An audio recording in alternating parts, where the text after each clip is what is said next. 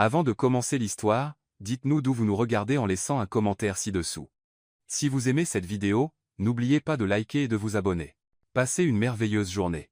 Profitez de l'histoire, tout le monde. Manhattan, New York. Emma Larson vivait le pire jour de sa vie professionnelle lorsqu'elle reçut l'appel téléphonique qui allait tout changer. Mademoiselle Larson, la voix était nette, professionnelle, avec une touche de sophistication bostonienne, ici Abigail Foster, assistante personnelle de Monsieur Julian Foster. Je vous appelle pour confirmer votre présence au gala de charité de ce soir. Emma s'arrêta net au milieu de la foule sur le trottoir animé de la 5e avenue, manquant de faire tomber la pile de lettres de refus qu'elle portait, ainsi que son 3e café de la journée. Je suis désolé, je pense qu'il y a une erreur. Oh, merveilleux, je suis tellement contente de vous avoir jointe. Monsieur Foster est très impatient de vous rencontrer. Votre table est réservée pour 20 heures, et comme nous en avons discuté, vous serez assise à ses côtés en tant que son invité spécial pour la soirée. Les médias seront présents.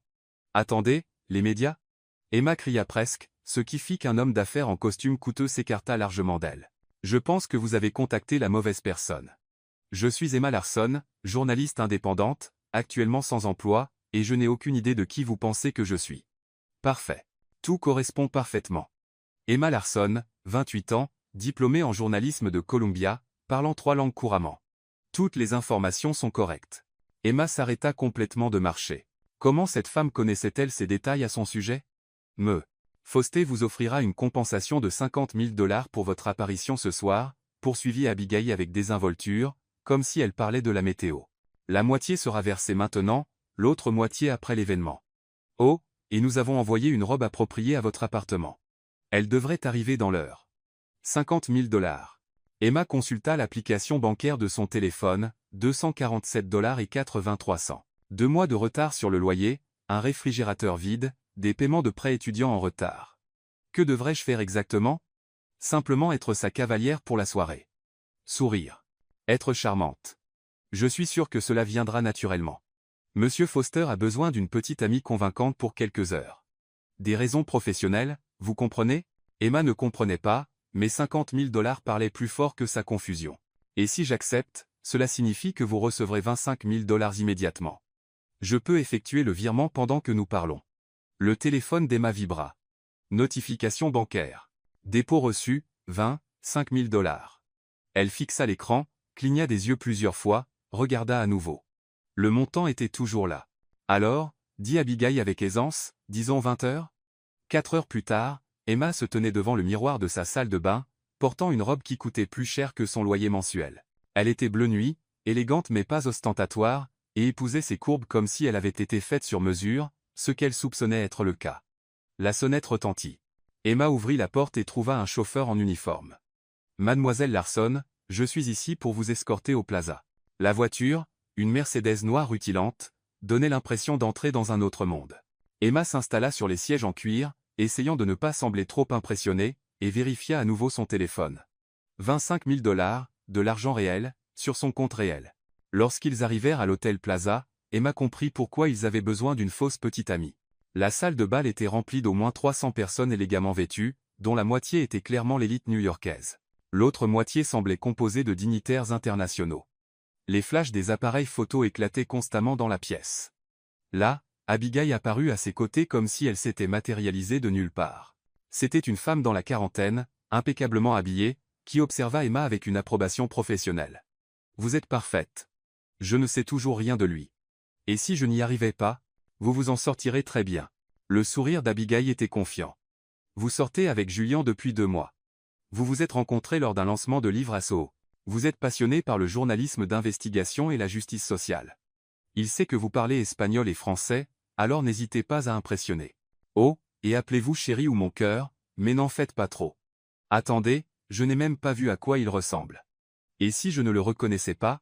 Vous le reconnaîtrez. » Abigail hocha la tête vers le centre de la pièce. « Faites-moi confiance. » Emma suivit son regard et comprit immédiatement ce qu'Abigail voulait dire.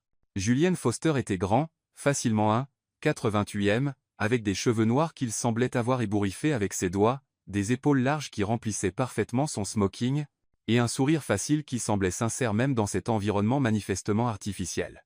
Mais ce furent ses yeux qui retinrent son attention, verts profonds, intelligents, et lorsqu'ils croisèrent les siens à travers la foule, il y avait quelque chose qui lui fit oublier de respirer pendant un instant. « Allez-y », Abigail lui donna une légère poussée, « il vous attend ». Emma se fraya un chemin à travers la foule, son cœur battant la chamade. À quelques pas, Julien se tourna complètement vers elle, et ce sourire devint encore plus dévastateur. Emma, sa voix était profonde, chaleureuse, avec une légère pointe d'accent californien qui faisait sonner son nom comme une mélodie, « Vous êtes absolument éblouissante ». Pendant une seconde, elle oublia que tout cela était faux. La façon dont il l'avait dit, la manière dont ses yeux s'étaient illuminés en la voyant, tout semblait totalement réel. « Merci, chérie ». Le terme affectueux sortit plus naturellement qu'elle ne s'y attendait. Julien lui offrit son bras, et lorsqu'elle le prit, il se pencha pour murmurer à son oreille, « Merci de faire ça. Je sais que ça doit sembler complètement insensé. » Un peu, chuchota-t-elle en retour, souriant pour les caméras qui s'étaient déjà tournées vers eux, mais l'argent aide à supporter l'insensé. Il rit. Un rire sincère qui fit frémir son estomac. Bon à savoir que vous êtes ici pour des raisons purement mercenaires. Ça simplifie les choses. D'une certaine manière, Emma n'était pas sûre que ce soit vrai. La soirée fut irréelle. Julien était l'escorte parfaite, attentif, drôle, l'incluant dans chaque conversation. Lorsqu'un entrepreneur de la tech de la Silicon Valley se mit à parler en jargon industriel à toute vitesse, Julien dit nonchalamment, « Emma maîtrise mieux le monde de la tech que moi. Elle a écrit un article d'investigation sur la confidentialité des données qui a été repris par le Time. » C'était vrai. C'était l'un de ses derniers articles publiés avant que le travail en freelance ne se tarisse. Mais l'expression de véritable fierté sur le visage de Julien lorsqu'il le dit fit battre son cœur de manière inattendue. « Impressionnant », dit l'entrepreneur, et soudain, Emma se retrouva dans une discussion animée sur la responsabilité des entreprises pendant que Julien l'observait avec ce qui semblait être une réelle admiration. « Vous ne m'aviez pas dit que vous étiez brillante », dit-il doucement lorsque l'entrepreneur s'éloigna. « Vous n'avez pas demandé », répondit Emma, prenant une gorgée de champagne qui coûtait probablement plus cher que son budget hebdomadaire d'épicerie. « Qu'est-ce qu'Abigail ne vous a pas dit d'autre à mon sujet ? » ?»« Apparemment, tout ce qui est important. » Julien l'étudia avec curiosité, comme le fait que vous allez être impossible à oublier. Les mots restèrent suspendus entre eux, chargés de quelque chose qui n'était clairement pas dans leur arrangement. Le reste de la soirée passa dans un tourbillon de conversations, de photographies, et une prise de conscience croissante que Julianne Foster n'était pas ce qu'elle attendait d'un milliardaire qui devait engager une fausse petite amie. Il était vif, avait un sens de l'humour mordant, et traitait tout le monde, du personnel de service aux autres milliardaires, avec le même respect naturel. Plus troublant encore, il semblait véritablement intéressé par ce qu'elle avait à dire, pas seulement un intérêt poli de faux petit ami, mais un véritable engagement avec ses pensées sur le journalisme, la politique, les questions sociales. Lorsqu'il fut temps de partir, Emma réalisa qu'elle ne voulait pas que la soirée se termine. « Merci », dit Julien alors qu'ils atteignaient l'entrée de l'hôtel, « vous avez été parfaite. » « Mieux que parfaite. » C'était vraiment amusant, Emma hésita, « Julien, puis-je vous demander quelque chose ? Pourquoi aviez-vous besoin d'une fausse petite amie ?» Il la regarda longuement, et quelque chose changea dans son expression. « Ma famille pense que je devrais être marié à mon âge, surtout ma grand-mère, qui contrôle la majorité des parts de notre entreprise. » Il passa une main dans ses cheveux, les ébouriffant d'une manière qui n'aurait pas dû être attirante, mais l'était absolument. Ce soir était crucial pour certains partenariats internationaux, et elle a clairement dit que si je me présentais seul encore une fois, il y aurait des conséquences. « Alors, vous avez engagé une petite amie ?» Abigail l'a fait. « Je ne connaissais même pas votre nom jusqu'à cet après-midi. » Il s'arrêta. « D'ailleurs, comment Abigail a-t-elle obtenu vos informations ? » Elle est restée très vague quand je lui ai posé la question. Une étrange sensation remonta le long de la colonne vertébrale d'Emma. « Je ne sais pas. Je pensais que vous le saviez. » Ils se regardèrent, et Emma eut l'impression désagréable qu'il manquait quelque chose d'important à eux deux. « La voiture vous ramènera chez vous, » dit finalement Julien. « Et Emma, si vous le souhaitez, peut-être pourrions-nous dîner à nouveau. Pas de caméra, pas de contrat, juste pour le plaisir. » Le cœur d'Emma fit un bond. « Ça me plairait. » Son sourire était le même que celui qui lui avait fait oublier que c'était une mise en scène. Alors, c'est un rendez-vous. Une heure plus tard, de retour chez elle, Emma vérifia son téléphone et vit que le paiement restant avait été transféré. 50 000 $, assez pour résoudre tous ses problèmes immédiats et bien plus encore. Mais en se préparant à se coucher, Emma réalisa qu'elle ne pensait pas à l'argent. Elle pensait à des yeux verts profonds et à la manière dont Julien avait prononcé son nom. Elle pensait à son rire sincère et à la façon dont il avait traité tout le monde au gala avec un respect naturel. Elle pensait à comment, pendant quelques heures, prétendre être la petite amie de Julianne Foster lui avait semblé être la chose la plus naturelle au monde. Son téléphone vibra. Un texto d'un numéro inconnu. « J'ai passé une soirée incroyable. Café demain ? Julien. » Emma sourit à son téléphone. Être qu'Abigail Foster avait fait l'erreur parfaite. Mais en s'endormant, une pensée persistante la tourmentait. Comment Abigail avait-elle obtenu ces informations personnelles aussi facilement? Et pourquoi avait-elle choisi Emma spécifiquement parmi toutes les femmes de New York? 3 jours plus tard, Manhattan. Emma flottait encore sur un petit nuage lorsque sa meilleure amie Lila fit irruption dans son appartement sans frapper, portant 2 cafés glacés et arborant son expression caractéristique « Je veux tous les détails ». Bon, raconte tout. Et je veux dire tout. Lila s'effondra sur le canapé qu'Emma pouvait maintenant se permettre de remplacer. Tu disparais pour une soirée, tu reviens avec des vêtements de créateur et cet éclat mystérieux, tu payes 3 mois de loyer en liquide, et tu penses que je ne vais rien remarquer. Emma tenta de paraître innocente. J'ai décroché une mission en freelance. Une mission en freelance qui paye 50 000 $ pour une soirée? Qu'as-tu écrit? La formule secrète de la jeunesse éternelle? Lila haussa un sourcil. Et ne pense pas que je n'ai pas vu que tu as googlé Julianne Foster pendant 2 heures hier. Prise sur le fait. Emma soupira et raconta tout à Lila, l'appel mystérieux, la confusion sur son identité, la mise en scène de la fausse petite amie, et surtout, comment Julian l'avait invitée à sortir pour de vrai. Attends. Lila leva une main. Tu me dis qu'une assistante au hasard t'a appelé par erreur? Tu as accepté d'être une fausse petite amie, et maintenant tu es vraiment en train de tomber amoureuse de ce type? Je ne suis pas en train de tomber amoureuse de lui, protesta faiblement Emma, nous avons juste connecté. Connecté pendant que tu étais littéralement payé pour feindre une connexion. Mais ça ne semblait pas faux. Emma insista, Lila, tu aurais dû voir comment il traitait tout le monde. La façon dont il parlait de son travail, de ses valeurs. Ce n'est pas ce que j'attendais d'un milliardaire playboy. Lila étudia le visage de son ami. Ma chérie, tu réalises que ça ressemble au début de tous les films Hallmark jamais réalisés, non? Et ceux-ci ne se traduisent pas toujours bien dans la vraie vie. Avant qu'Emma ne puisse répondre, son téléphone vibra. Un texto de Julian, hâte de prendre un café aujourd'hui. J'ai réservé une table dans ce petit endroit à Brooklyn Heights que tu aimes. Emma fronça les sourcils. Je n'ai jamais mentionné un endroit à Brooklyn Heights. Quoi?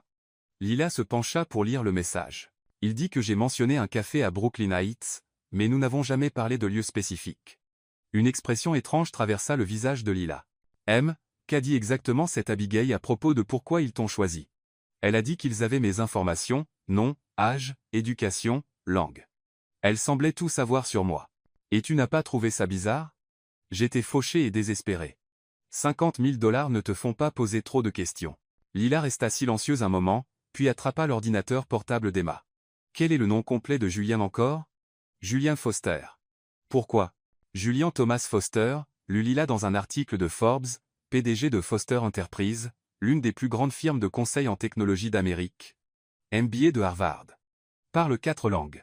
Jamais marié. Elle s'arrêta. Regarde ça. Elle tourna l'ordinateur. Il y avait une photo de Julian à une conférence d'affaires. Et à ses côtés, l'air très professionnel, se tenait une femme qu'Emma reconnut. C'est Abigail, mais regarde la légende. Emma lut à voix haute.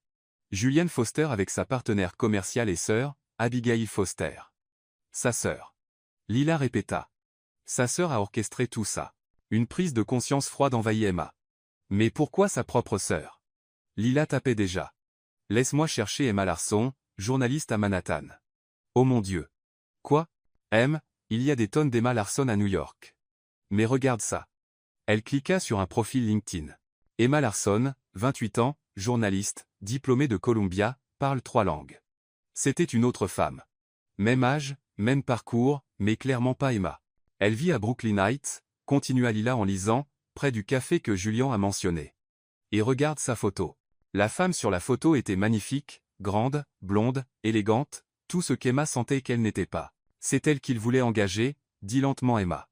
C'est le type de Julian. Ça devient encore plus étrange, dit Lila, faisant défiler d'autres résultats de recherche. Cette Emma Larson a récemment été présentée dans la liste des étoiles montantes de moins de 30 ans de Vanity Fair. Elle dirige sa propre entreprise de médias. La voix de Lila s'éteignit. Quoi? Elle sort avec quelqu'un, un entrepreneur de la tech de la Silicon Valley. Lila leva les yeux vers Emma. Je ne pense pas que ce soit juste une erreur au hasard. Le téléphone d'Emma sonna. Le nom de Julian apparut à l'écran. Réponds, chuchota Lila, mais sois prudente. Salut, Julian. Emma, je suis désolé, mais je dois annuler le café. Sa voix semblait étrange, tendue. Quelque chose d'inattendu est survenu. Tout va bien? Oui. Peut être qu'on peut reprogrammer. Il y avait quelque chose dans son ton qui fit chuter l'estomac d'Emma. Julien, est-ce qu'il s'est passé quelque chose? Une pause. Puis-je te demander quelque chose? Et s'il te plaît, sois honnête. Bien sûr. Savais-tu qui j'étais avant qu'Abigail ne t'appelle? La question frappa comme un coup de poing. Que veux-tu dire? Je veux dire, savais-tu quelque chose sur mon entreprise, ma famille avant cette soirée? Julien, je n'avais jamais entendu parler de toi avant l'appel d'Abigail. Je le jure. Une autre pause. D'accord. Je t'appellerai plus tard. Il raccrocha, laissant Emma fixer son téléphone. Ça n'avait pas l'air bon, observa Lila. Non, pas du tout. Emma s'effondra sur le canapé.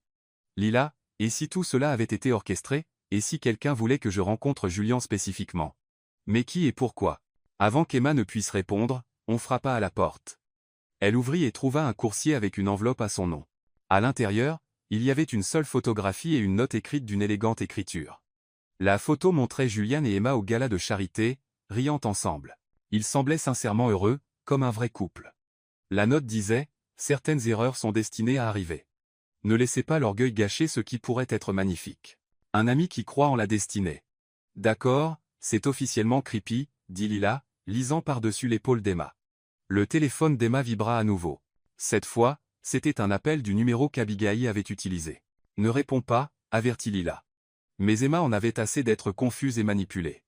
Elle répondit, Abigail? En fait, c'est Julien. Sa voix était tendue. J'ai emprunté le téléphone d'Abigail parce que j'avais des questions pour elle. Des questions sur la manière dont elle t'a trouvé, et elle n'y répond pas très bien. Mais j'ai trouvé quelque chose d'intéressant dans son bureau. Quoi? Un dossier à ton nom. Ton vrai dossier, pas celui de l'autre Emma Larson.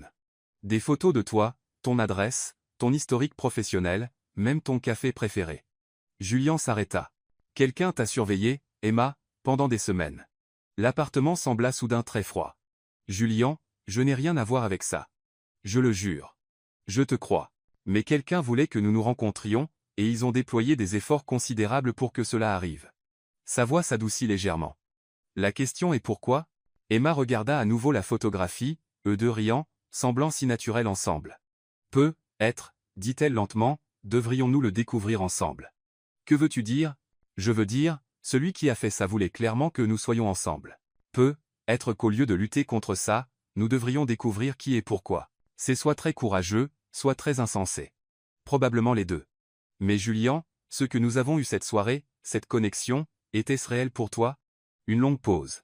Oui, c'était réel. Alors peut être que c'est ce qui compte. Emma, tu réalises que quelqu'un nous a manipulés tous les deux. Ça pourrait être dangereux. Ou ça pourrait être la meilleure erreur qui nous soit jamais arrivée. Une autre pause. Es-tu toujours aussi optimiste face à des situations potentiellement dangereuses? Seulement quand elles impliquent des milliardaires séduisants et des sœurs mystérieuses. Julien rit, ce même rire sincère du gala de charité. D'accord, mais nous faisons ça prudemment. Et ensemble. Emma accepta. Après avoir raccroché, Lila secoua la tête. Tu sais que c'est fou, non? Complètement fou, acquiesça Emma, mais elle souriait. Mais Lila, et si celui qui a fait ça nous avait vraiment rendu service? Et s'ils avaient vu quelque chose que nous ne pouvions pas voir nous-mêmes? Ou s'ils étaient des psychopathes complets essayant de vous manipuler tous les deux pour une raison inconnue? Eh bien, dit Emma, regardant à nouveau la photo d'elle et Julien, je suppose que nous sommes sur le point de le découvrir. Ce soir-là, le Penthouse de Julien, Upper East Side. Le Penthouse de Julien surplombait Central Park, et dans des circonstances normales, Emma aurait été sans voix devant la vue. Mais ce soir, elle était plus concentrée sur le mur de photos de famille que Julien lui montrait, essayant de reconstituer le puzzle des motivations d'Abigail. Là, Julien pointa une photo de lui avec une femme élégante plus âgée, c'est ma grand-mère, Evelyn Foster, la matriarche de la famille dont je t'ai parlé. Elle me met la pression pour que je me marie depuis que j'ai 30 ans. Elle a l'air redoutable, observa Emma, étudiant la femme aux cheveux argentés qui dégageait une autorité même sur une photo de famille décontractée. Elle l'est. Elle a construit la branche technologique de notre entreprise de toutes pièces après que mon grand-père se concentrait sur les investissements traditionnels. Julienne passa à une autre photo. Et voici Abigail avec nos parents. Ils sont morts dans un accident de voiture quand j'avais 22 ans et elle 18. Le cœur d'Emma se serra. Julien, je suis vraiment désolé. Ça fait 10 ans, mais ça nous a rendus, Abigail et moi, incroyablement proches. Nous n'avions que l'un l'autre et grand-mère Evelyne. Son expression s'assombrit légèrement, c'est pourquoi ce qu'elle a fait semble une telle trahison. Emma étudiait les photos lorsqu'un détail attira son attention. Julian, qui est-ce? Elle pointa une jeune femme présente sur plusieurs photos, toujours proche de Julian, mais semblant d'une certaine manière séparée du groupe familial. La mâchoire de Julien se crispa. C'est Lorraine Caldwell, mon ex-fiancée. Ex-fiancée? Emma se tourna pour lui faire face. Tu n'as pas mentionné que tu avais été fiancée. Ça s'est terminé il y a 18 mois. Décision mutuelle, mais sans-on suggérer que ce n'était pas du tout mutuel. Nos familles étaient amies depuis l'enfance. Un arrangement très traditionnel, très pratique pour les affaires. Que s'est-il passé? Julienne marcha vers les grandes fenêtres, regardant les lumières de la ville. J'ai réalisé que je ne voulais pas épouser quelqu'un juste parce que ça faisait sens sur le papier. Je voulais épouser quelqu'un que j'aimais vraiment. Le mot amour resta suspendu entre eux, lourd de sens. Et Lorraine n'était pas ravie. Ni sa famille, ni la mienne, d'ailleurs. Julien se tourna vers Emma. Rompre ses fiançailles a endommagé certaines relations d'affaires importantes. Cela nous a coûté une fusion majeure avec le groupe Caldwell. Emma ressentit un frisson de compréhension. Julien, et si le rôle de marieuse d'Abigail n'était pas seulement lié à la volonté de ta grand-mère de te voir mariée? Et si ta famille voulait que tu épouses quelqu'un qu'il pourrait contrôler, ou quelqu'un qu'il pense meilleur pour l'entreprise que ton côté indépendant? Le téléphone de Julien vibra. Le nom d'Abigail apparut à l'écran. Réponds, dit Emma, mais mets sur haut-parleur. Abigail, dit Julien, sa voix soigneusement neutre. Jules, Dieu merci, j'essayais de te joindre. La voix d'Abigail était enjouée, mais avec une tension sous-jacente. Comment s'est passé le café avec Emma? Julien regarda Emma. Nous avons reprogrammé. Abigail, j'ai besoin de réponses. Sur la manière exacte dont tu as trouvé Emma, ses vraies coordonnées, pas des bêtises de réseau professionnel. Une pause. Jules, chéri, pourquoi toutes ces questions? N'est-ce pas suffisant que ça ait parfaitement fonctionné? Vous étiez absolument magiques ensemble au gala. Abigail? La voix de Julien était plus tranchante maintenant. J'ai trouvé le dossier de surveillance dans ton bureau. Celui avec les photos d'Emma et ses informations personnelles remontant à des semaines. Silence à l'autre bout. Abigail. D'accord, très bien. La voix d'Abigail changea, devenant plus sérieuse. Tu te souviens du café Gramercy? Tu y vas tous les mardis matins pour ta réunion avec les avocats des brevets. Julien fronça les sourcils. Oui, il y a 4 semaines, tu as aidé une jeune femme qui avait fait tomber son sac d'ordinateur sous la pluie. Tu lui as donné ton parapluie et tu l'as aidé à sauver son travail. Le souffle d'Emma se bloqua. Elle se souvenait parfaitement de ce matin-là. Elle se précipitait pour rencontrer un client potentiel, maladroite et stressée, lorsqu'un inconnu aimable avait littéralement sauvé son ordinateur et son projet. C'était toi, dit Julien, fixant Emma. Tu as été si gentil avec moi, murmura Emma, je ne l'ai jamais oublié. Apparemment, Abigail non plus, dit Julien, regardant toujours Emma, mais parlant au téléphone. Tu observais. J'avais un déjeuner d'affaires à la table près de la fenêtre, admit Abigail. Et Jules, la façon dont tu l'as regardé. Je ne t'avais jamais vu regarder quelqu'un comme ça, pas même Lorraine. Alors, tu as décidé de nous manipuler tous les deux. J'ai décidé de donner un coup de pouce au destin. La composure d'Abigail se fissurait. Jules, tu as été malheureux depuis que tu as rompu avec Lorraine. Et cette fille, Emma, elle rayonnait pratiquement quand tu l'as aidée. Je pouvais le voir de l'autre côté du café. Alors, tu l'as fait enquêter. Je l'ai fait rechercher. C'est différent. Pas pour moi. Jules, écoute. Non, toi, écoute. La voix de Julien était glaciale maintenant. Tu as violé notre vie privée à tous les deux. Tu nous as manipulés dans une fausse relation. Et tu l'as fait sans notre consentement. Je l'ai fait parce que je t'aime. Le masque professionnel d'Abigail glissa complètement. Jules, notre famille te pousse à te réconcilier avec Lorraine depuis des mois. Grand-mère Evelyne, le conseil d'administration, même les Caldwell espèrent encore que tu reviendras à la raison. Emma sentit le sang se retirer de son visage. C'était plus qu'une simple pression familiale. Il se moque de ton bonheur, continua Abigail, la voix chargée d'émotion. Il se soucie des cours des actions et des opportunités de fusion. La famille de Lorraine contrôle toujours 15% des actions de Foster Enterprise, et il menace de les vendre à nos concurrents si tu ne... Si je ne quoi? La voix de Julien était mortellement calme. Si tu ne redonnes pas une chance à cette relation. Et tu pensais qu'engager Emma résoudrait ça? Comment, exactement?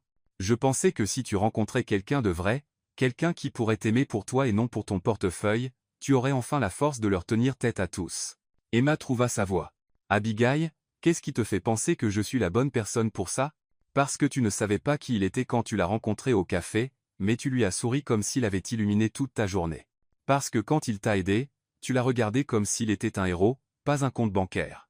Et, la voix d'Abigail s'adoucit, parce que j'ai vu mon frère être seul pendant 18 mois, ayant peur de faire confiance à quelqu'un de nouveau parce qu'il pense que tout le monde en veut à son argent.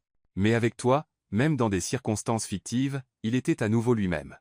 Julien fixait Emma, et elle pouvait voir qu'il traitait toutes ces informations. Il y a autre chose que vous devez savoir tous les deux, dit doucement Abigail. Quoi encore demanda Julien, semblant plus résigné qu'en colère. Grand-mère Evelyne veut rencontrer Emma demain. Julien se figea. Quoi? Elle a vu les photos du gala de charité dans la section Société du Times. Elle est intriguée. Abigail, absolument pas. Jules, elle arrive en avion des Hamptons spécifiquement pour la rencontrer. Si tu ne viens pas avec Emma alors je ne viens pas. Grand-mère Evelyne devra être déçue. Elle a dit que si tu te présentes sans ta petite amie, elle supposera que tu n'es sérieux avec personne et elle soutiendra la recommandation du conseil concernant Lorraine. Emma vit Julien blêmir. Quelle recommandation du conseil? La proposition de fusion. La famille de Lorraine propose d'abandonner leur menace de vendre leurs actions si tu acceptes une période de réconciliation de 6 mois, ce qui est juste un code pour remets-toi avec elle ou perds l'entreprise, dit Julien sombrement. À peu près, admit Abigail.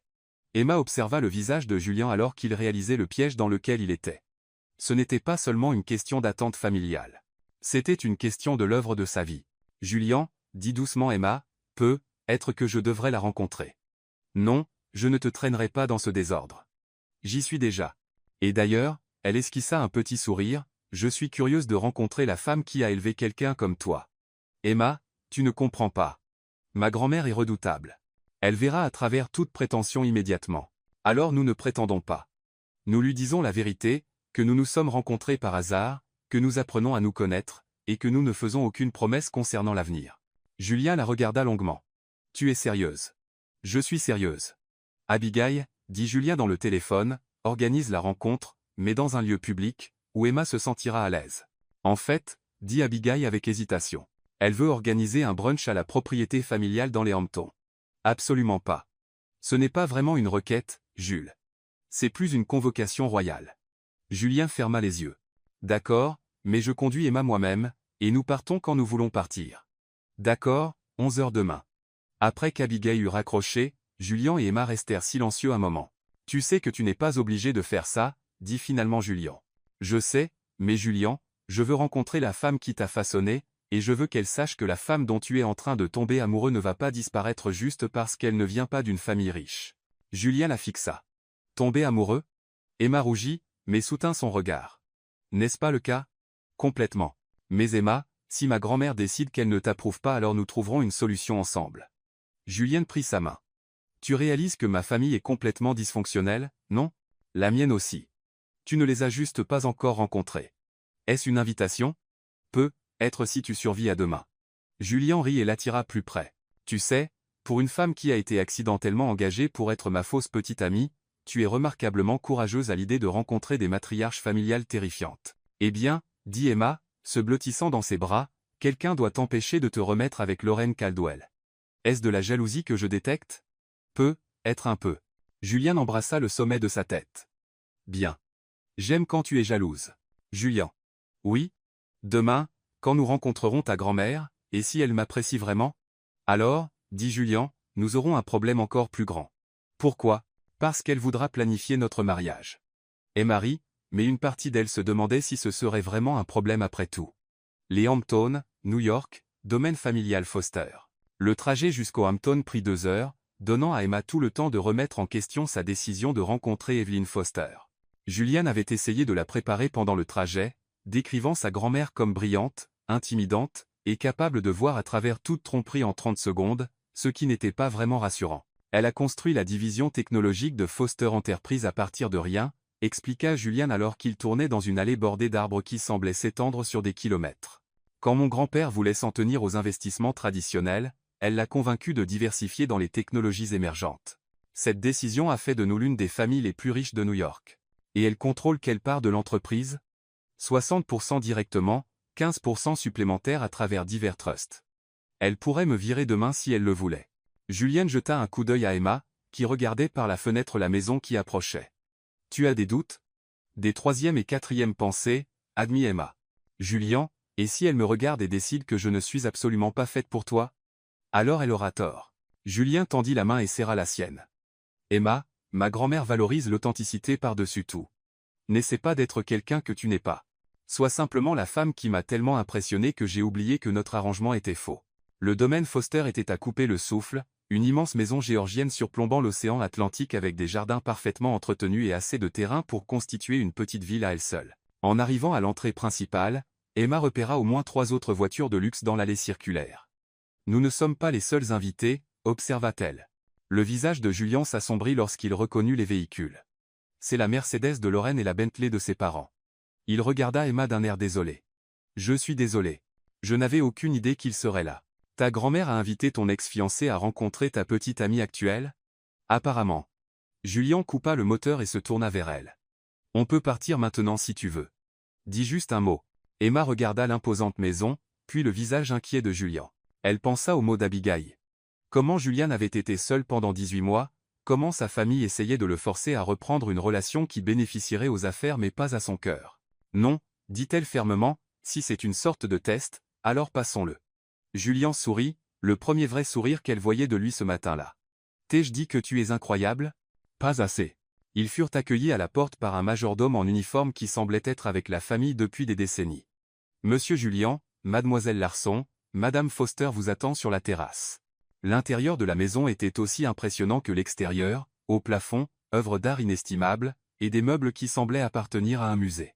Mais Emma n'eut pas le temps de s'en imprégner avant qu'il ne soit conduit à travers des portes-fenêtres sur une terrasse en pierre donnant sur l'océan. Evelyn Foster présidait à une table en fer forgé dressée pour 6, et Emma comprit immédiatement pourquoi Julien l'avait qualifiée de redoutable. Elle avait la mi-soixantaine, mais semblait 20 ans plus jeune, avec des cheveux argentés coiffés en un chignon élégant, des yeux bleus perçants qui semblaient tout cataloguer, et une aura de commandement qui faisait de tous les autres sur la terrasse des personnages secondaires. Julien, chéri, Evelyn se leva gracieusement et embrassa son petit-fils, et ce doit être la fameuse Emma Larson. Emma se sentit évaluée par le regard le plus pénétrant qu'elle ait jamais rencontré. La poignée de main d'Evelyn était ferme, son sourire poli mais mesuré. Madame Foster, merci beaucoup de m'avoir invité. Votre maison est absolument magnifique. Appelez-moi Evelyn, je vous en prie. Et oui, elle est magnifique, n'est-ce pas? Le grand-père de Julien et moi l'avons construite comme notre refuge loin de la ville. Elle est devenue un lieu de rassemblement familial. Les yeux d'Evelyn ne quittèrent jamais le visage d'Emma. J'ai cru comprendre que vous êtes journaliste. Oui, indépendante, principalement des enquêtes. Comme c'est intéressant. Et qu'est-ce qui vous attire dans le travail d'investigation? Emma sentit que ce n'était pas une simple conversation polie. Je crois que les gens méritent de connaître la vérité, surtout quand des intérêts puissants préféraient qu'ils ne la sachent pas. Un sourcil d'Evelyn se haussa légèrement, approbation ou inquiétude, Emma ne pouvait le dire. Julien, une voix familière interrompit, quelle agréable surprise. Emma se tourna pour voir une grande femme blonde approcher de l'autre bout de la terrasse. Lorraine Caldwell était tout ce que les photos avaient suggéré et plus encore, d'une beauté saisissante avec cette aisance de l'argent ancien, portant une robe d'été de créateur qui coûtait probablement plus cher que le loyer mensuel d'Emma, et se tenant avec la confiance de quelqu'un qui n'avait jamais douté de sa place dans le monde. Lorraine, la voix de Julien était soigneusement neutre, je ne savais pas que tu serais là. Maman a mentionné qu'Evelyn nous avait invités pour le brunch. J'espère que ça ne te dérange pas. Le sourire de Lorraine était parfait lorsqu'elle se tourna vers Emma. Et vous devez être la journaliste. Je suis Lorraine Caldwell. Emma Larson. Enchantée de vous rencontrer. La poignée de main de Lorraine était aussi soignée que tout le reste chez elle, mais Emma capta quelque chose de calculateur dans ses yeux, une évaluation rapide qui laissa Emma avec le sentiment d'être jugée insuffisante. Prenons place? Suggéra Evelyn. J'ai demandé à la cuisinière de préparer quelque chose de spécial. Alors qu'ils s'installaient autour de la table, Emma se retrouva stratégiquement placée entre Julien et Evelyn, avec Lorraine juste en face d'elle. Les autres invités, les parents de Lorraine, qu'Evelyn présenta comme Edward et Margaret Caldwell, encadraient Lorraine comme des serre-livres élégants. Alors, Emma, dit Edward Caldwell alors que le premier plat était servi, Julien nous a dit que vous êtes diplômé de l'école de journalisme de Columbia. Oui, monsieur. Et quel était votre domaine d'études? Emma sentit un autre test. Le journalisme d'investigation avec un accent sur la responsabilité des entreprises. Un léger sourire joua sur les lèvres d'Evelyn. Comme c'est approprié. Et sur quelles histoires avez-vous travaillé récemment? J'ai terminé un article sur des entreprises technologiques utilisant les données des utilisateurs sans divulgation appropriée. Il est en cours de révision par plusieurs publications. Vraiment? Lorraine se pencha en avant avec un intérêt apparent. Quelles entreprises? Emma nomma plusieurs grandes entreprises technologiques, dont 2 qu'elle savait être des clients de Foster Enterprise. Elle observa attentivement la réaction d'Evelyn, mais le visage de la femme plus âgée resta impassible. Fascinant, dit Margaret Caldwell d'un ton qui suggérait le contraire. Et ce travail est-il lucratif? La question resta suspendue dans l'air comme un défi. Emma sentit Julian se tendre à côté d'elle. Ça peut l'être, répondit Emma calmement, quand les publications sont prêtes à payer pour des recherches approfondies et des vérifications des faits. Bien sûr, le travail en freelance doit être si imprévisible, dit Lorraine avec une sympathie apparente. L'incertitude, les revenus irréguliers. J'imagine qu'il doit être difficile de planifier l'avenir. Emma réalisa qu'on la provoquait délibérément. Lorraine soulignait, de la manière la plus polie possible, qu'Emma était financièrement instable et donc inappropriée pour quelqu'un dans la position de Julian. Je trouve que l'incertitude rend la vie intéressante, répondit Emma, et l'intégrité compte plus pour moi qu'un salaire stable. Comme c'est admirable, dit Evelyn, et cette fois, Emma était certaine de déceler une approbation dans la voix de la femme plus âgée. Dites-moi, Emma, qu'avez-vous pensé du gala de charité de l'autre soir? C'était révélateur. Je n'avais aucune idée de tout le bien qui pouvait être accompli lorsque des gens avec des ressources décident de les utiliser de manière responsable. Et qu'avez-vous pensé du discours de Julian sur les initiatives technologiques durables? Emma s'arrêta. Julian n'avait pas donné de discours au gala. C'était un piège. Evelyn testait si Emma avait vraiment prêté attention à Julian ou si elle s'était concentrée sur l'aspect performatif de leur arrangement. En fait, dit prudemment Emma, Julian n'a pas donné de discours ce soir-là, mais nous avons eu plusieurs conversations intéressantes sur la technologie durable avec d'autres invités. Ses connaissances sur les applications d'énergie renouvelable étaient impressionnantes. Le sourire d'Evelyn devint sincèrement chaleureux pour la première fois. En effet, Julian milite pour des initiatives environnementales au sein de Foster Enterprise depuis des années, parfois contre une résistance considérable, ajouta Julian, jetant un regard significatif au Caldwell. Le changement est toujours difficile, dit Edward Caldwell diplomatiquement. Les approches traditionnelles ont bien servi nos familles pendant des générations, mais la tradition sans innovation mène à la stagnation, observa Emma. Les entreprises qui s'adaptent aux valeurs et aux technologies changeantes sont celles qui survivent. Une perspective intéressante, dit Evelyn. Et quels changements pensez-vous les plus importants pour les entreprises? Emma se retrouva dans une discussion animée avec Evelyn sur la responsabilité des entreprises, la durabilité environnementale et le rôle de la technologie dans la résolution des problèmes sociaux. Elle était vaguement consciente que Lorraine devenait de plus en plus silencieuse, et que Julian observait l'échange avec quelque chose comme de l'émerveillement. « Excusez-moi, dit soudain Lorraine, se levant, j'ai besoin de prendre l'air. » Elle marcha jusqu'au bord de la terrasse, et après un moment, Julian s'excusa pour la suivre. Emma essaya de ne pas regarder alors qu'ils engageaient ce qui semblait être une conversation intense et discrète. « Elle est charmante, dit Margaret Caldwell, bien que son ton suggérât le contraire. « Oui, elle l'est, répondit fermement Evelyn. Intelligente, intègre, et complètement indifférente à la richesse ou au statut, assez rafraîchissant, en fait. » Emma ressentit une bouffée de gratitude envers Evelyn, mais elle pouvait voir les Caldwell échanger des regards inquiets. « Evelyn, ma chère, dit prudemment Edward, vous pouvez sûrement voir que Julian et Lorraine ont tant d'histoires ensemble. Ils comprennent le monde l'un de l'autre. Ils comprennent les comptes bancaires l'un de l'autre, corrigea Evelyn d'un ton sec. Il y a une différence. Au bord de la terrasse, la conversation de Lorraine et Julien semblait devenir plus animée.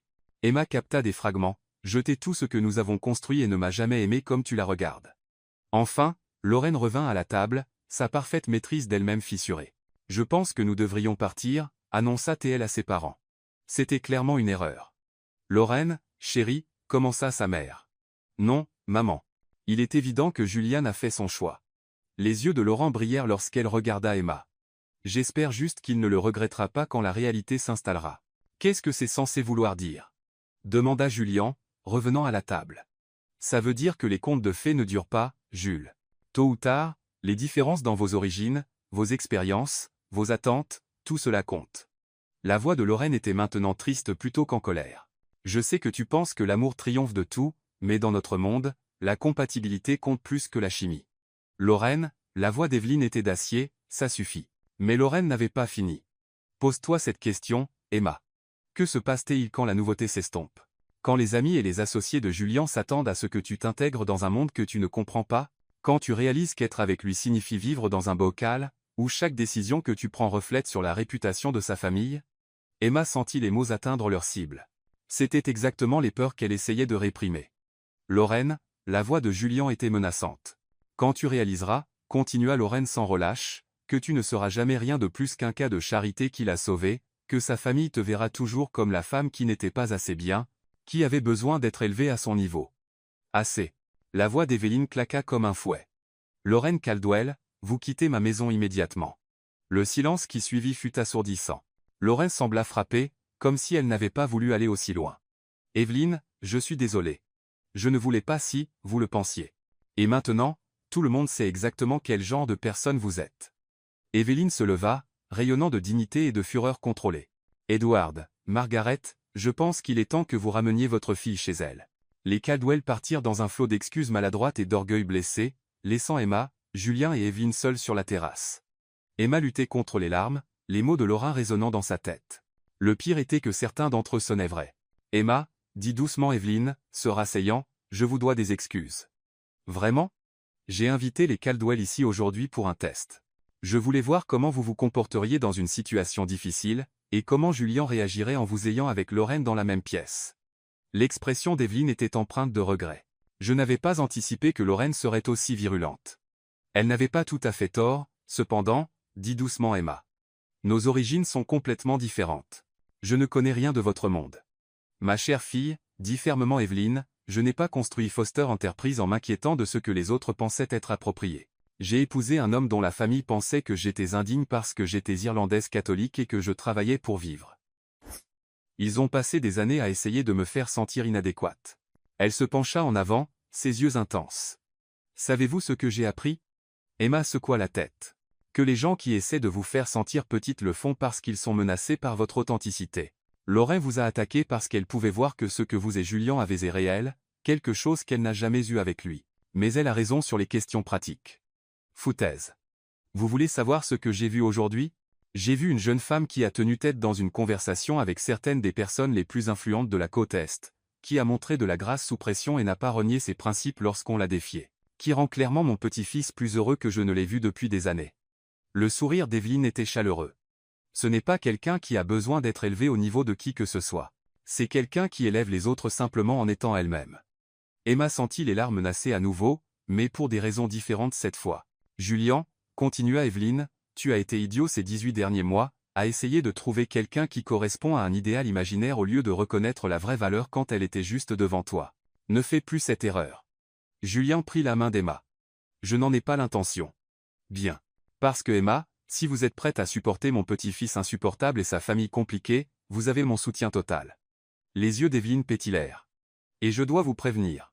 Quand Evelyne Foster donne son soutien, il est plutôt complet. Que voulez-vous dire? Demanda Emma. Je veux dire que la petite manigance boursière des Caldwell vient de devenir sans importance. J'ai cherché une excuse pour racheter leur part de toute façon. Leurs pratiques commerciales sont devenues de plus en plus douteuses. Le sourire d'Evelyne devint prédateur. Considérez cela comme mon cadeau de fiançailles. Grand-mère, dit prudemment Julien, nous ne sommes pas fiancés. Pas encore, répondit Evelyne sereinement. Mais j'ai d'excellents instincts pour ces choses-là. Comme sur un signal, Abigail apparut sur la terrasse, légèrement essoufflée. Désolée d'être en retard. La circulation était infernale pour sortir de la ville. Elle s'arrêta net en voyant qu'ils n'étaient que 3. Où sont les Caldwell? Partis, dit simplement Evelyne. Et bon débarras. Les yeux d'Abigail s'élargirent alors qu'elle prenait en compte la scène, Emma légèrement stupéfaite, Julien protecteur et soulagé, et Evelyne rayonnant de satisfaction. Qu'ai-je manqué? La fin de l'ère Lorraine Caldwell, dit Julien, passant son bras autour d'Emma, et, espérons-le, le début de quelque chose de bien meilleur. Abigail sourit. Alors, mon rôle de marieuse a fonctionné. Ta manipulation a fonctionné, corrigea Julien, mais seulement parce que tu as accidentellement trouvé exactement la bonne femme. Ce n'était pas un accident, dit Abigail avec suffisance. Je t'ai dit que j'ai d'excellents instincts. Apparemment, c'est de famille, observa Evelyne.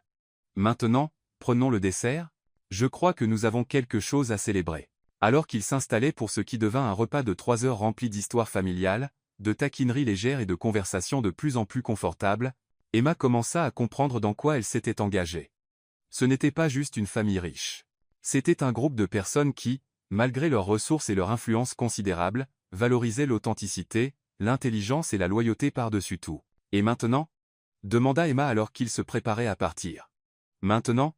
Dit Evelyne, l'embrassant chaleureusement. Vous faites partie de cette famille, si vous le voulez. Et les problèmes d'affaires, la pression du conseil? Evelyne balaya la question d'un geste. Laissez-moi m'occuper du conseil. Ils se rangeront une fois qu'ils comprendront que l'alliance avec les Caldwell n'est plus bénéfique. Son sourire devint tranchant. Je ne suis pas arrivé là où je suis en laissant les autres dicter l'avenir de ma famille. Pendant le trajet de retour à Manhattan, Emma et Julien restèrent silencieux, chacun traitant les événements de la journée. Ça va? Demanda finalement Julien. Je pense que oui. Ta grand-mère n'est pas ce à quoi je m'attendais. À quoi t'attendais-tu? Quelqu'un de froid et intimidant. À la place, elle est juste redoutable. C'est différent. C'est vrai. Et Emma, à propos de ce que Lorraine a dit, elle n'avait pas tout à fait tort, interrompit Emma. Je ne connais pas ton monde. Je ne connais pas les règles, les attentes, les codes sociaux. Alors, nous apprendrons ensemble. Emma, je ne veux pas que tu changes pour t'adapter à mon monde. Je veux que mon monde soit digne de toi. Emma le regarda, cet homme qui avait commencé comme un étranger, était devenu un faux petit ami, et était maintenant, quoi, exactement? Julien, que faisons-nous ici, vraiment? Il se gara sur le côté de la route et se tourna vers elle. Nous tombons amoureux, dit-il simplement. Malgré la manipulation, malgré les complications, malgré le fait que tout a commencé par un mensonge, nous tombons amoureux, et je pense que nous devrions arrêter de lutter contre ça. Emma étudia son visage. La mâchoire forte, les yeux verts qui avaient capté son attention cette première nuit, l'expression d'honnêteté complète. Ta grand-mère a dit qu'elle avait d'excellents instincts pour les fiançailles. C'est vrai. C'est même un peu effrayant. Julien. Oui? Je pense que je suis prête à arrêter de lutter contre ça, moi aussi. Il l'embrassa alors, là, sur le bord de la route, avec le soleil se couchant derrière eux et les lumières de la ville commençant à scintiller devant. Et pour la première fois depuis que cette folle aventure avait commencé, Emma ne pensait pas à l'argent, à la manipulation ou aux différences sociales. Elle pensait que parfois, les meilleures erreurs sont celles qui vous mènent exactement là où vous devez être. Une semaine plus tard, Manhattan. Emma commençait à penser que tomber amoureuse de Julianne Foster avait été la partie facile. C'était tout ce qui suivait qui menaçait de l'engloutir complètement. La semaine passée avait été un tourbillon d'activités qui lui donnait l'impression d'être Alice tombant dans le terrier du lapin. Evelyne n'avait pas perdu de temps pour tenir sa promesse de gérer les complications commerciales. Le mercredi, la nouvelle éclata que Foster Enterprises avait acquis les parts du groupe Caldwell dans ce que la presse financière qualifia de coup stratégique brillant. Le vendredi, Lorraine Caldwell était apparemment fiancée à un héritier bancaire de Boston, ce qui, selon Abigail, était un timing curieusement pratique. Mais ce n'étaient pas les machinations commerciales qui faisaient tourner la tête d'Emma. C'était la réalité soudaine et écrasante d'être la petite amie très publique de Julien Foster. Tu dois voir ça, dit Lila, faisant irruption dans l'appartement d'Emma avec son ordinateur portable et une expression inquiète. Ça fait le buzz sur les réseaux sociaux. Emma leva les yeux de l'article qu'elle essayait d'écrire, un texte sur l'agriculture durable qui semblait ridiculement banal comparé à ses circonstances de vie actuelles. Qu'est-ce qui fait le buzz? Toi. Lila tourna l'ordinateur, révélant un fil Twitter avec des milliers de retweets. L'entête disait, qui était Emma Larson? Tout ce que nous savons sur la petite amie mystère de Julianne Foster. L'estomac d'Emma chuta alors qu'elle faisait défiler le fil. Quelqu'un avait effectué une enquête remarquablement approfondie sur sa vie, complète avec des photos de sa remise de diplôme universitaire, des extraits d'articles qu'elle avait écrits, et même une photo de son immeuble. C'est insensé, murmura-t-elle. Comment ont-ils obtenu toutes ces informations? Bienvenue dans le monde de sortir avec un milliardaire, dit Lila sombrement. Regarde les commentaires. Les commentaires étaient un mélange de curiosité, d'admiration et d'hostilité pure.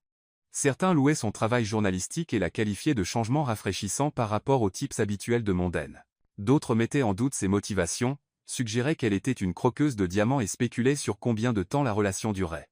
Mais ce furent les commentaires des autres journalistes qui la blessèrent le plus. Plusieurs écrivains qu'elle respectait auparavant avaient posté des variations d'eux. On dirait qu'Emma Larson a trouvé comment faire avancer sa carrière maintenant, et d'enquêter sur les entreprises à coucher avec les PDG. Quel virage de carrière! Emma, dit doucement Lila, tu savais que ça arriverait, non? Tu ne peux pas sortir avec quelqu'un d'aussi célèbre sans que les gens y prêtent attention.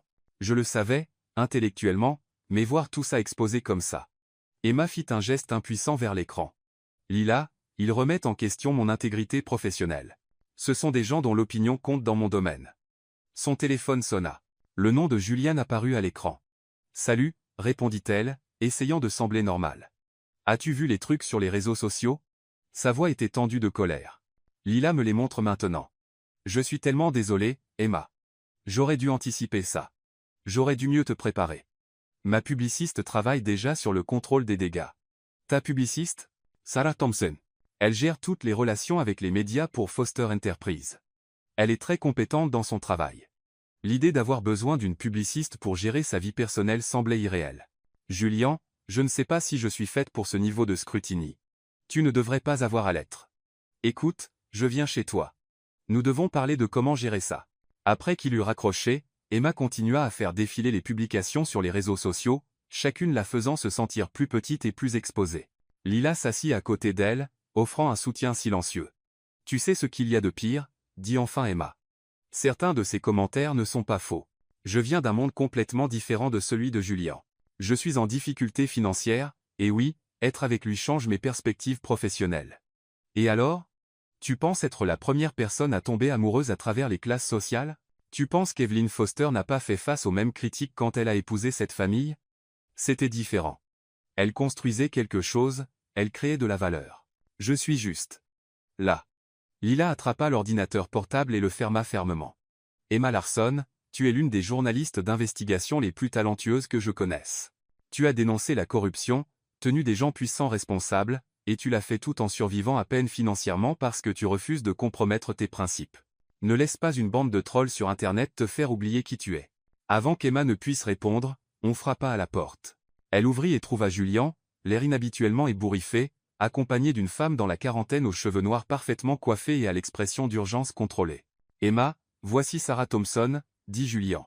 « Sarah, Emma Larson. » La poignée de main de Sarah était vive et professionnelle. « Mademoiselle Larson, nous devons discuter de la stratégie immédiatement. L'histoire se propage plus vite que prévu, et nous devons prendre les devants. »« Stratégie pourquoi, exactement ?» demanda Emma, se sentant de plus en plus submergée. « Pour gérer votre image publique. En ce moment, le récit est écrit par d'autres personnes, blogueurs, chroniqueurs de potins, utilisateurs de réseaux sociaux qui ne vous connaissent pas. Nous devons créer un contre-récit qui vous présente sous le bon jour. Je suis désolé, mais je ne veux pas être présenté sous aucun jour. Je veux juste qu'on me laisse tranquille pour faire mon travail et vivre ma vie. » Sarah et Julian échangèrent un regard. « Mademoiselle Larson, » dit prudemment Sarah, « je comprends que c'est écrasant, mais vous sortez avec l'un des hommes d'affaires les plus en vue d'Amérique. La vie privée n'est plus une option. Le mieux que nous puissions faire est de contrôler le message. » Qu'est-ce que ça signifie concrètement ?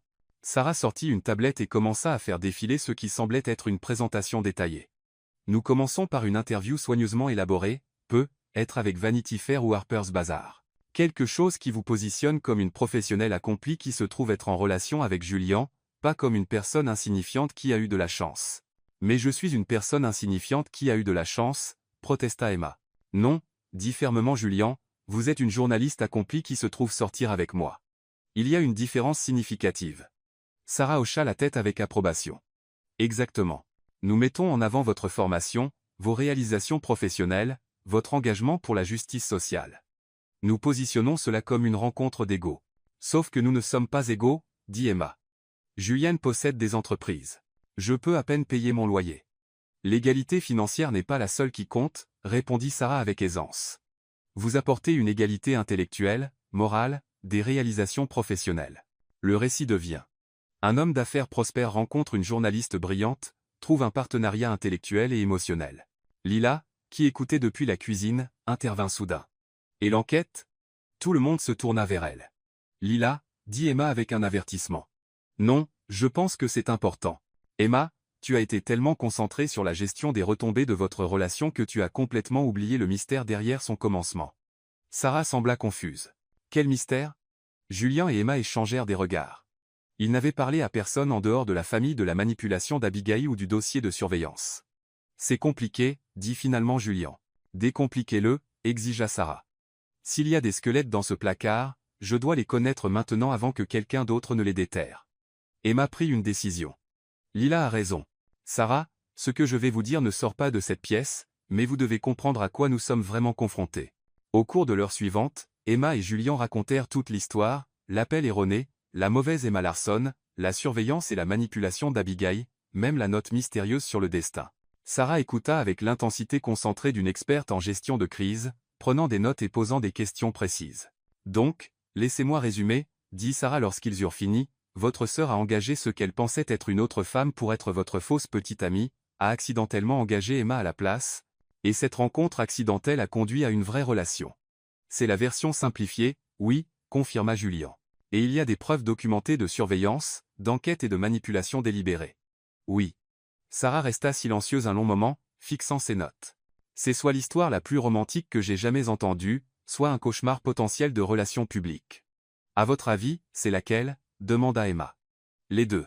Si cette histoire sort de la mauvaise manière, elle sera présentée comme un milliardaire si désespéré pour de la compagnie que sa famille a dû lui engager une petite amie. Les implications pour la réputation commerciale de Julian seraient significatives. Emma sentit son cœur s'enfoncer.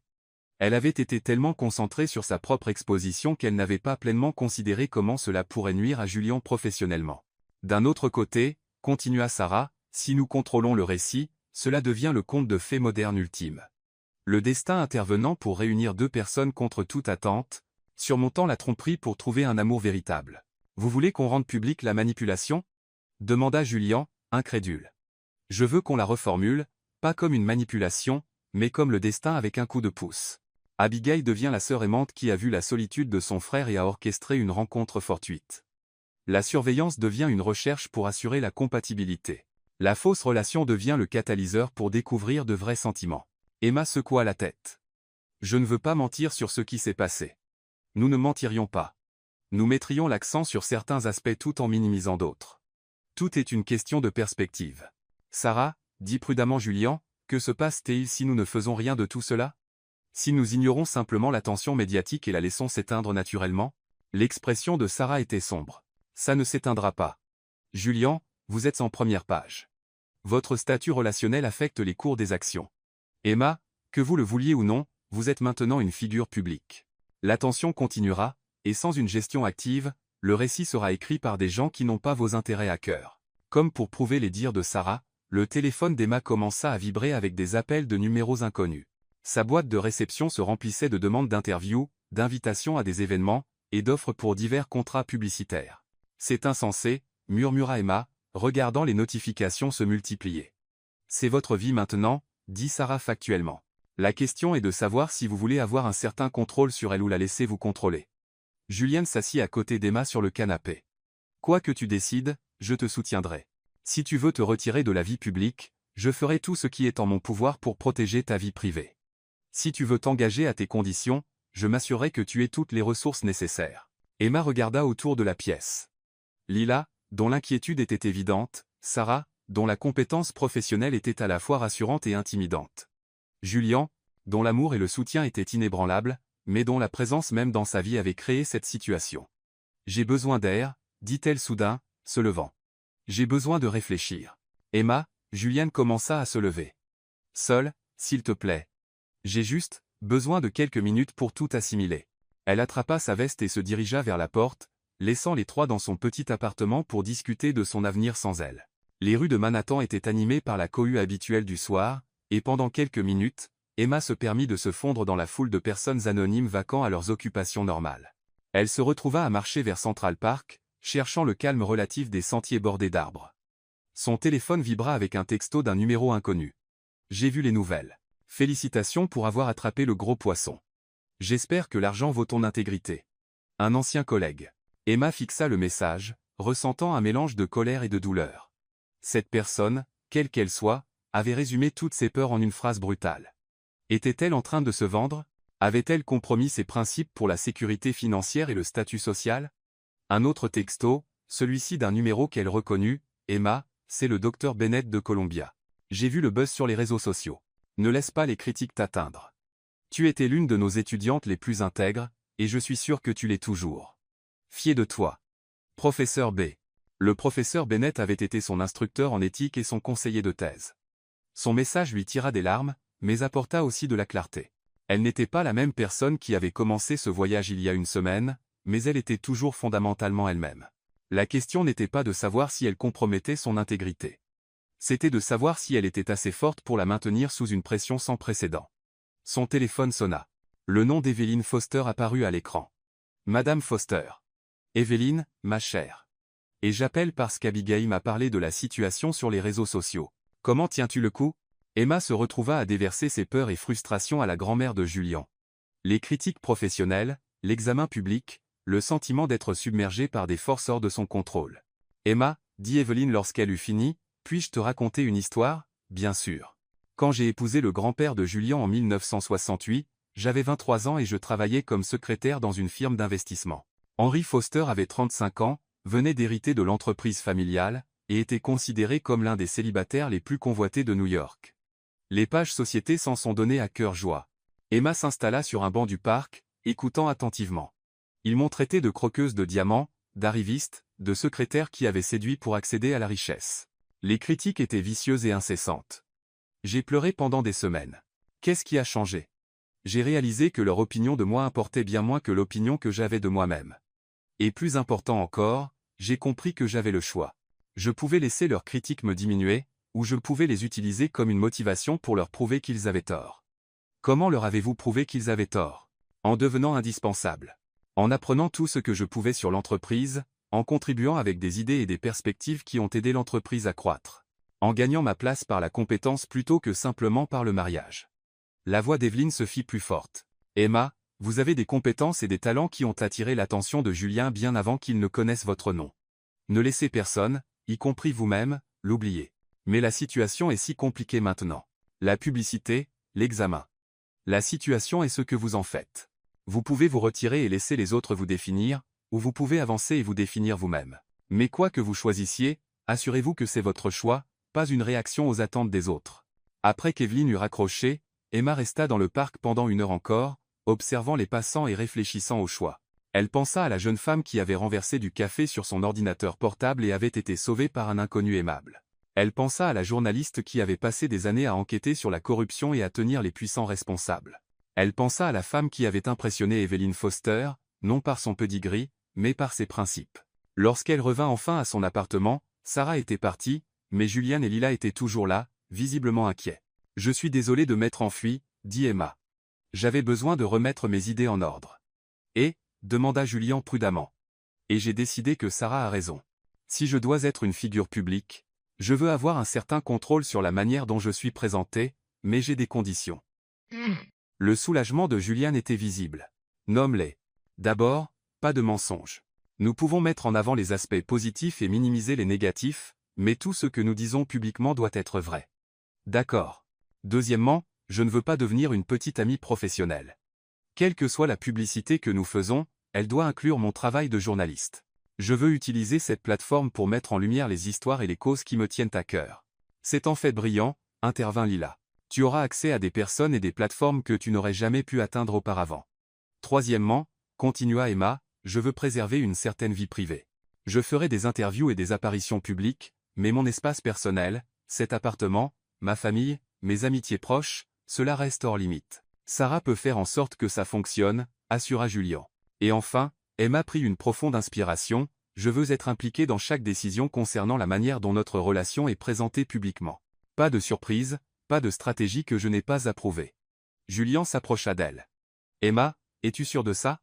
Une fois que nous empruntons ce chemin, il sera difficile de revenir à l'anonymat. Je pense que l'anonymat n'a jamais vraiment été une option une fois que je suis tombée amoureuse de toi, dit-elle, prenant sa main. Mais je préférais affronter ce défi en tant que ton partenaire plutôt que de fuir et passer le reste de ma vie à me demander ce qui aurait pu être. Il la prit dans ses bras, et pendant un instant, les complications s'évanouirent. C'était ce qui comptait. Pas la publicité, ni l'examen, ni les implications commerciales, mais cette connexion entre eux qui avait commencé par accident et s'était transformée en quelque chose de réel et de précieux. Alors, quelle est notre première étape? Demanda Emma. Sarah a suggéré un portrait dans un grand magazine, quelque chose qui te permette de raconter ton histoire avec tes propres mots. Et ensuite, nous trouverons comment construire une vie ensemble sous les feux des projecteurs sans nous perdre dans le processus. Le téléphone d'Emma vibra avec une autre notification, une autre demande d'interview, une autre invitation à un événement prestigieux. Au lieu de se sentir submergée, elle ressentit une étincelle de détermination. Ces gens voulaient savoir qui était Emma Larson. Elle allait leur montrer, mais elle le ferait à ses conditions. Le lendemain matin, Emma se réveilla pour découvrir que quelqu'un avait divulgué des photos de Julien quittant son immeuble. Les gros titres se rédigeaient déjà. La visite nocturne de l'héritier Foster dans l'appartement modeste de sa petite amie. Et, du Pentouse au studio, l'amour ne connaît pas de frontières. Au lieu de paniquer, Emma ressentit une étrange sensation de libération. Les spéculations étaient terminées. Leur relation était désormais pleinement publique, ce qui signifiait qu'ils pouvaient arrêter de se cacher et commencer à vivre authentiquement. Son téléphone sonna. Sarah Thompson. Bonjour, Emma. Je suppose que tu as vu les photos. Oui. Nous devons agir rapidement maintenant. J'ai intéressé Vogue pour un portrait exclusif, et le publiciste de Julian pense que nous devrions coordonner avec un article économique pour Forbes. Nous pouvons contrôler le récit complètement. Organise les réunions, dit Emma. Je suis prête. Après avoir raccroché, elle regarda son petit appartement, l'endroit où toute cette aventure avait commencé avec un appel téléphonique mystérieux. Bientôt, elle déménagerait probablement dans un endroit plus sécurisé, plus adapté à la petite amie de Julian. Mais pour l'instant, c'était encore son espace, son sanctuaire. Julien émergea de sa minuscule cuisine avec 2 tasses de café, ridiculement séduisant dans des vêtements froissés de la veille. « Des regrets » demanda-t-il, s'installant à côté d'elle sur le canapé. Emma réfléchit sérieusement à la question. Il y a une semaine, elle était une journaliste indépendante en difficulté avec un compte bancaire vide et un avenir incertain. Maintenant, elle sortait avec un milliardaire, était courtisée par des magazines majeurs, et faisait face à un niveau d'examen public qui aurait terrifié son ancien moi. Aucun, dit-elle, se surprenant elle-même par la sincérité de sa réponse, seulement que cela ait pris la manipulation d'Abigail pour nous réunir. J'aurais dû t'inviter à sortir ce jour-là au café. Peut-être. Ou peut-être que nous avions besoin de toutes ces complications pour apprécier ce que nous avons. Julien posa son café et l'attira plus près. Je t'aime, Emma Larson. Fausse petite amie, vraie petite amie, future épouse. Quel que soit le titre que tu veux revendiquer, je t'aime. Future épouse? Emma haussa un sourcil. Trop présomptueux? Redemande-moi dans 6 mois quand nous aurons survécu à notre premier grand scandale ensemble. Marché conclu. Mais Emma, continua-t-il, j'ai le sentiment que nous pouvons survivre à tout tant que nous sommes honnêtes l'un envers l'autre et que nous nous souvenons que rien de tout cela, l'argent, la publicité, la pression des affaires, ne compte autant que ce que nous avons trouvé ensemble. Emma l'embrassa, goûtant le café, les possibilités et la promesse d'un avenir incertain mais plus effrayant. Dehors, par sa fenêtre, Manhattan s'éveillait à une nouvelle journée de possibilités. Et pour la première fois depuis que cette aventure avait commencé, Emma se sentait prête à affronter ce qui viendrait ensuite. La fiancée accidentelle devenait une partenaire intentionnelle. Et l'histoire ne faisait que commencer. 3 mois plus tard, Manhattan. Le portrait dans Vogue avait été tout ce que Sarah avait promis et plus encore. Photographié par Annie Leibovitz dans des lieux allant de l'ancien appartement d'Emma à la salle du conseil d'administration de Foster Enterprise, l'article de 12 pages intitulé « La journaliste qui a capturé le cœur d'un Foster avait repositionné Emma. De petit ami mystère à professionnel accompli dans la conscience publique ». L'article de Forbes sur Julian avait été publié simultanément, les dépeignant comme un couple puissant uni par des valeurs communes et des forces complémentaires, mais c'était l'article d'investigation qu'Emma avait publié dans The Atlantic 3 semaines plus tard qui avait vraiment tout changé. Responsabilité des entreprises à l'ère numérique, comment les géants de la tech manipulent l'opinion publique était en gestation depuis 6 mois, commençait bien avant qu'elle n'ait entendu parler de Julian Foster. Le timing de sa publication, cependant, n'aurait pas pu être plus parfait. C'était la preuve qu'Emma Larson n'était la petite amie trophée de personne. Elle était une journaliste avec les compétences et le courage de s'attaquer à des entreprises valant des milliards. L'article avait déclenché des audiences au Congrès, des enquêtes de la SEC, et un règlement de compte dans l'industrie technologique qui se déroulait encore. Plus important encore pour Emma, il avait réduit au silence la plupart de ses critiques et l'avait établie comme une voix sérieuse dans le journalisme contemporain. Maintenant, assise à l'arrière d'une voiture de ville en route vers l'Hôtel Plaza pour le gala annuel du bénéfice du Metropolitan Museum, Emma réfléchissait à tout ce qui avait changé depuis ce premier événement caritatif 3 mois plus tôt. « Tu es nerveuse ?» observa Julian, ajustant son nœud papillon dans le reflet de la vitre de la voiture. « Un peu » admit Emma, lissant la jupe de sa robe Valentino sur mesure, bleu nuit, comme la robe de leur première soirée ensemble, mais infiniment plus sophistiquée. « C'est mon premier mégala.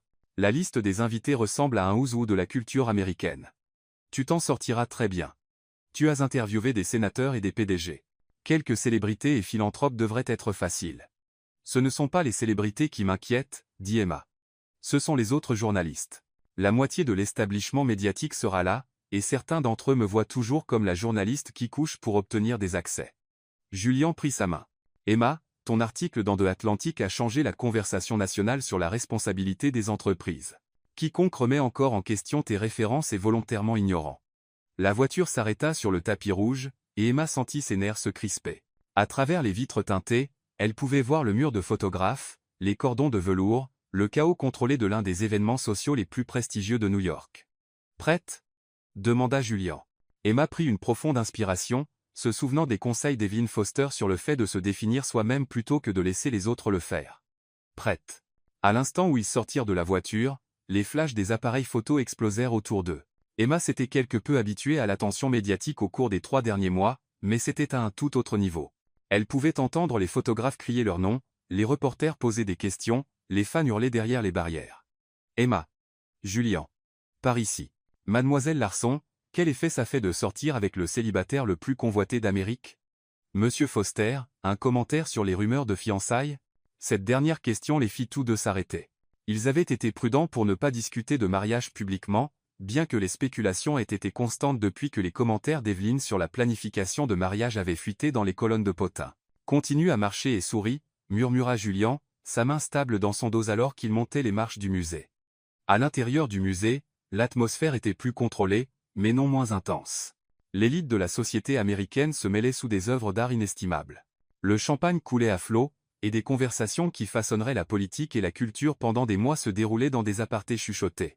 Emma Larson, une voix familière retentit à travers la zone de réception bondée. Emma se tourna pour voir Elizabeth Harper, la rédactrice en chef de Harper's Bazaar, approcher avec un sourire chaleureux. Elizabeth avait été l'une des premières figures médiatiques majeures à soutenir publiquement Emma lors des premiers jours de l'examen. Elizabeth, ravie de vous voir.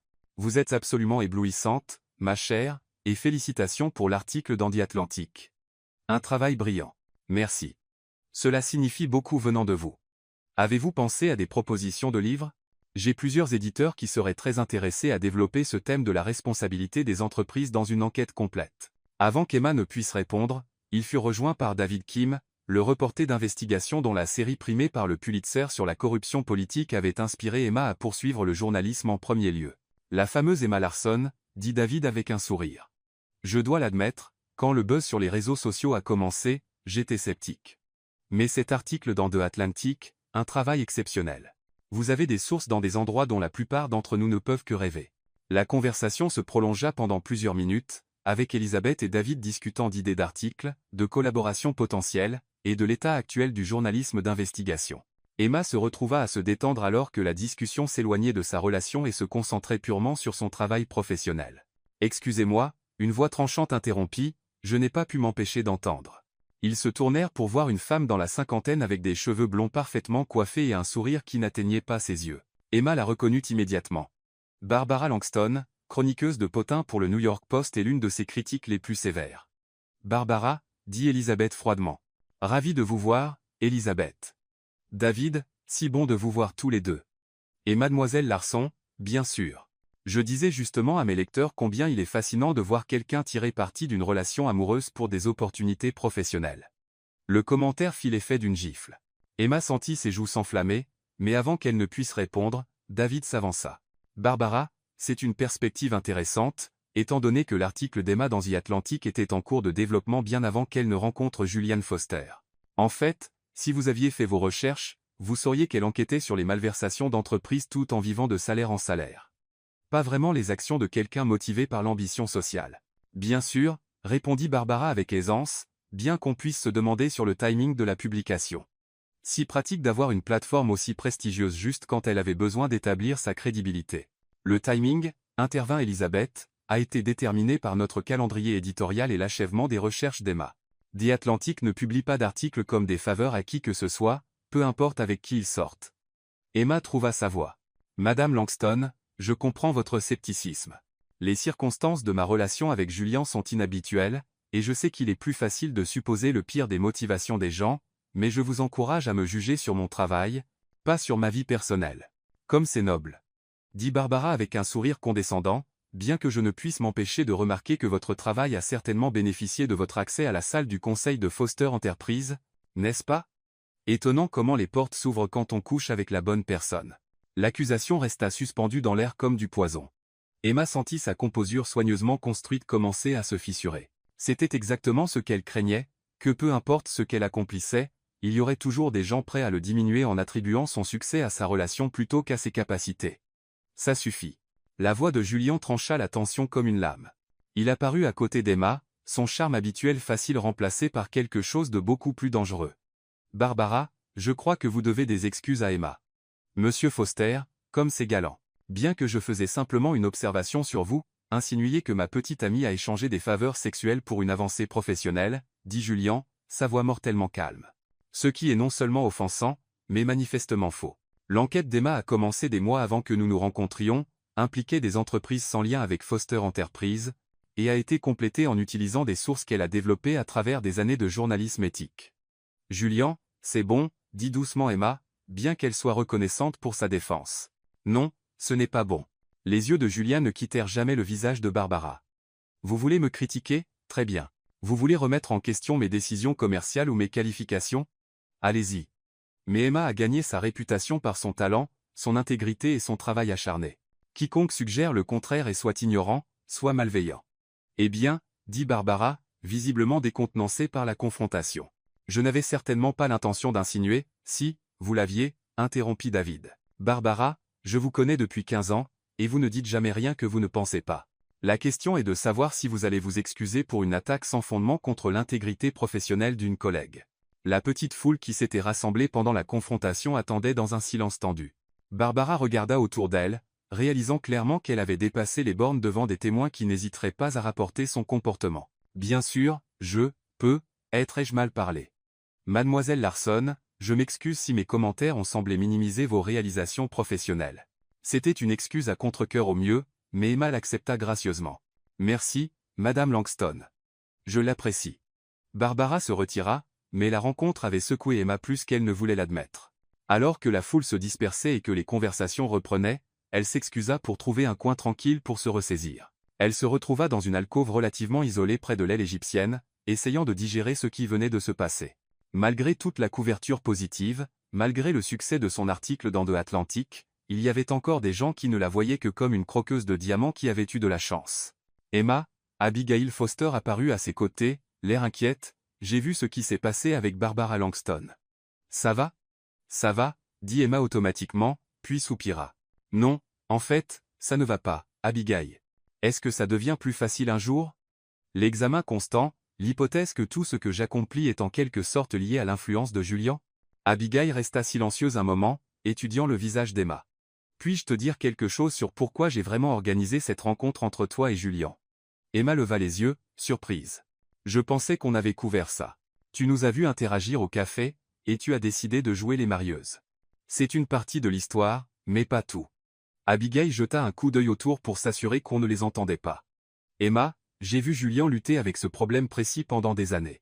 Chaque femme qu'il fréquentait était soit après son argent, soit si riche elle-même que la relation ressemblait à une fusion commerciale. Il avait commencé à croire qu'une connexion authentique était impossible pour quelqu'un dans sa position. Et tu pensais que je serais différente parce que j'étais fauchée?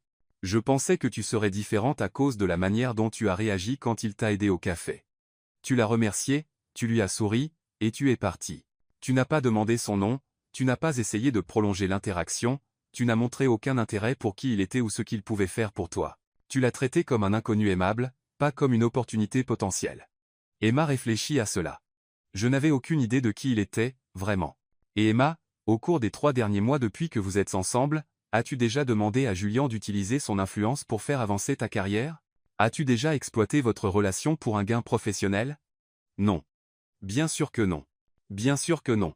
Parce que malgré ce que Barbara Langston et d'autres comme elles veulent croire, tu as de l'intégrité. Tu as maintenu des frontières claires entre ta vie personnelle et professionnelle, même quand il aurait été plus facile de les brouiller. Mais les gens supposent toujours, les gens supposent ce qu'ils veulent supposer. Emma, tu ne peux pas contrôler les opinions des autres. Tu ne peux contrôler que tes propres actions. Abigail sourit. Et tes actions ont été exemplaires. Avant qu'Emma ne puisse répondre, Julian apparut dans l'alcôve. Te voilà. J'étais inquiet quand tu as disparu. J'avais juste besoin d'un moment, dit Emma. Cette confrontation était plus intense que je ne l'attendais. Je suis désolé que tu aies eu à gérer ça. Barbara Langston est une présence toxique dans les médias new-yorkais depuis des années. En fait, dit Emma, redressant les épaules, je suis contente que ça soit arrivé parce que ça a clarifié quelque chose d'important pour moi. Quoi donc?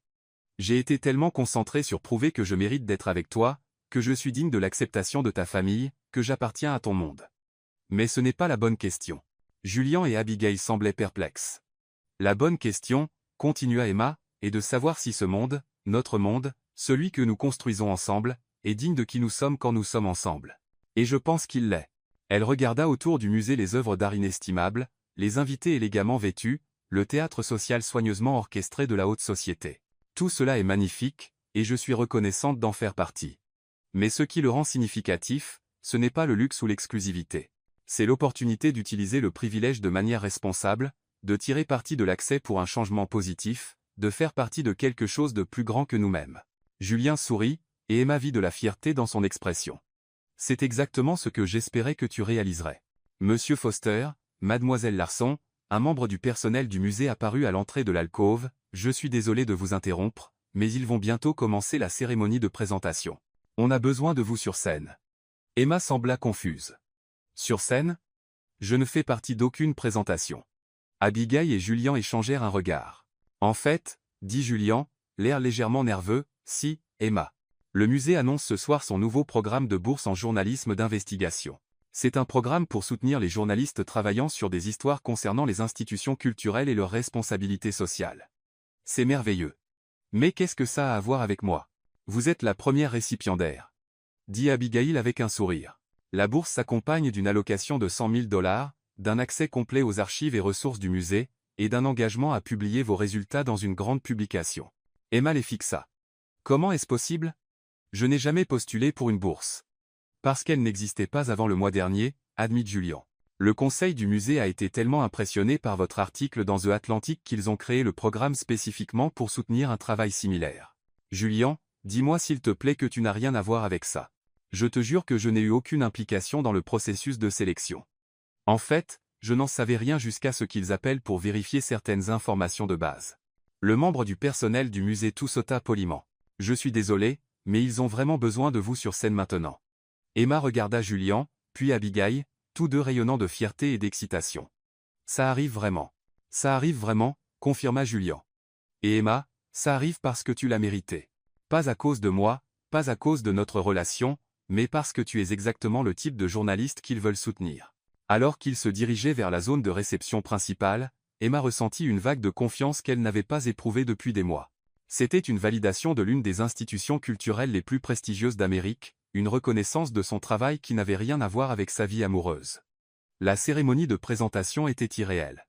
Debout sur scène devant des centaines de New-Yorkais influents, acceptant une reconnaissance pour ses réalisations professionnelles plutôt que pour son statut social, Emma eut l'impression d'habiter enfin la vie qu'elle avait toujours voulu mais n'avait jamais osé imaginer. Cette bourse représente tout ce que je crois sur le pouvoir du journalisme, dit-elle dans le microphone, regardant la mère de visage, la responsabilité d'enquêter, de questionner, de tenir même nos institutions les plus chéries responsables de leurs idéaux les plus élevés. Elle aperçut Julien dans le public, son visage rayonnant de fierté, et ressentit une bouffée d'amour si intense qu'elle lui coupa presque le souffle. Je suis honoré de faire partie de ce programme et excité de commencer à travailler sur ce que j'espère sera une contribution significative à notre compréhension des institutions culturelles dans la société américaine. Les applaudissements furent tonitruants. En quittant la scène, Emma fut immédiatement entourée de félicitations, de cartes de visite, de demandes d'interview et d'offres de collaboration. Pour la première fois depuis que sa relation avec Julien était devenue publique, l'attention professionnelle était entièrement séparée de l'intérêt personnel. « Comment te sens-tu » Sarah Thompson apparut à ses côtés avec un sourire satisfait. « À être célébré pour ton esprit plutôt que pour ta vie amoureuse. »« Incroyable, » dit honnêtement Emma, comme si je pouvais enfin respirer. « Bien, parce que ce n'est que le début. Cette bourse va ouvrir des portes dont tu ignorais même l'existence. Et Emma, ce sont des portes que tu franchiras parce que tu as mérité le droit d'être là. » Le reste de la soirée passa dans un tourbillon de réseautage, de célébration et d'excitation croissante pour le projet de bourse. Lorsqu'Emma et Julien rentrèrent enfin dans son Penthouse, son appartement étant devenu impraticable une fois que les paparazzi avaient découvert son adresse, Emma était épuisée mais exaltée. « Je suis fier de toi, » dit Julien alors qu'il se tenait sur sa terrasse surplombant Central Park. « Pas seulement pour ce soir, mais pour la manière dont tu as géré tout cela ces 3 derniers mois. L'examen, les critiques, la pression pour devenir quelqu'un d'autre. Tu es resté fidèle à toi-même à travers tout ça. Ce n'était pas facile, admit Emma. Il y a eu des moments où je voulais fuir tout cela. L'attention, les attentes, même venant de toi. Qu'est-ce qui a changé? Emma réfléchit à la question. J'ai réalisé que fuir signifierait abandonner la meilleure chose qui me soit jamais arrivée.